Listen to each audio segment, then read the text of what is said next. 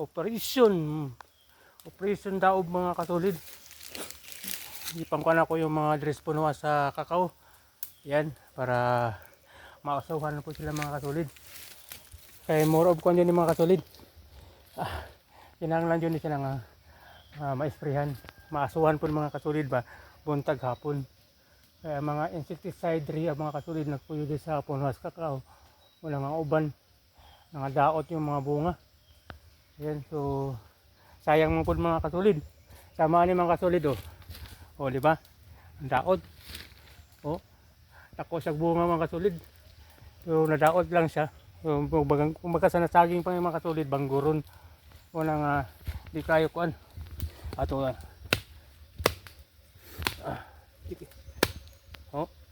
So kuan pa ni mga kasulid, bangguron siya mga kasulid. Kung nasaging siya pangguron pero na siya mga liso. So di siya po niya mo ni ilabay sininani kay amo niya po ni pangawaan ni liso tapos amo ibuwad kay mahimo siya po ni siya kanang kuan makuha siya po ni siya mga kasulid, makinabangan siya po ni siya mga kasulid kay mahimo na buwaro na mo tapos among sangagon tapos pag sunog na siya mga kasulid pagaling na mo tapos mahimo na siya og kuan imo na mo ng tabliya sa akong nanay.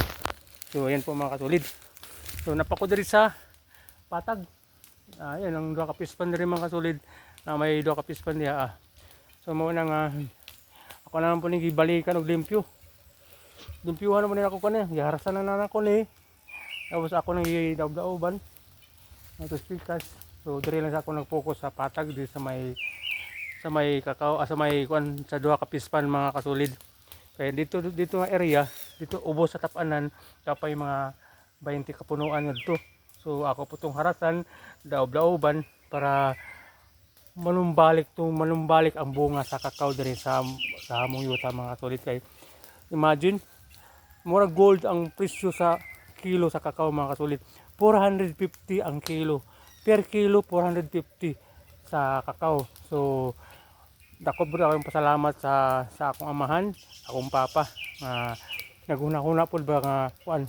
Naguna-una siya nga puhon na ami kuan na ami masunod na ami kuan ba paaboton ang mga bunga sa kakao. So nakining kakao mga kasulid nakinabangan na ni kay naharbisan ni namo sa akong nanay, nakahimo nagtabliya, nakabaligya. So dako kayo kwarta mga kasulid sa kakao pa lang mga kasulid, dako kayo kwarta. Imagine 450 per kilo sa kakao karon. So hopefully maisprehan ni namo, maisprehan ako ni puhon mga kasulid tanan padung nga to sa Igbaw sa buntod tapay mga kakao ngadto sa may dol sa may Balingbing, sa may Kaimito, tapay mga kakao ngadto nga tanom sa akong papa.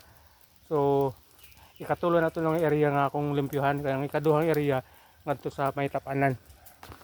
Ngadto sa may tapanan to ay mga 20 kapunuan ngadto. So ako tong harasan, daob-daoban. So muna na akong buhaton mga kasulid. Morning, pagkabuntag, daob-daoban ako. Pagkahapon before ko muuli, labi na kanang kuan, wala ko kayo mga schedule ng mga litson package, mga packlans, mga poultry, mga litson bili. So naman ko dire kada adlaw, buntag, hapon. So pagkabuntag, daob-daoban ako. Tapos akong isprehan. Then pagkahapon, daob na pod.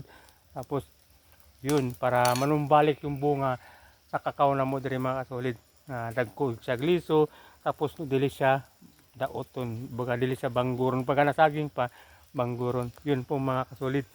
Ayun, pinapausukan lang ako mga kasulid.